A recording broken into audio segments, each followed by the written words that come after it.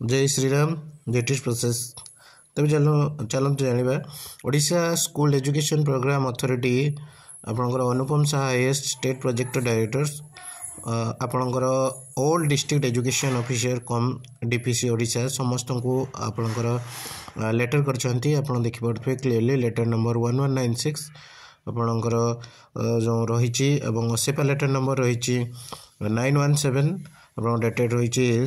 16/1/2024 आप जानते यह हूँ आपणकर जो रिजेक्शन लिस्ट रिगार्डिंग ये लेटर टी रही यही लेटर रे आपणकर जो पिला माने आपणकर जो रिजेक्शन कैंडिडेट मैंने रहिले से मान विषय ही आपणकर रिगार्डिंग ये लेटर टी देखो यही सब भेन्यू रे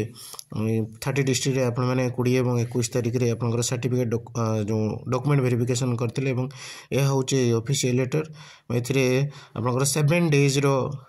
रही ऑब्जेक्शन पीरियड एवं ए पीरियड रे आपणकर असुविधा किछि नै जो पिला मानकर भी कोनोसी भी प्रॉब्लम अछि एनी प्रॉब्लम आपणकर जो डिस्ट्रिक्ट जो डिस्ट्रिक्ट रे आपणकर एलोकेशन हेछि जो डिस्ट्रिक्ट रे आपण पाइछंती माने जोठी आपणकर जो एलोकेशन हेछि तो सेठी आपण माने जिबे एवं जो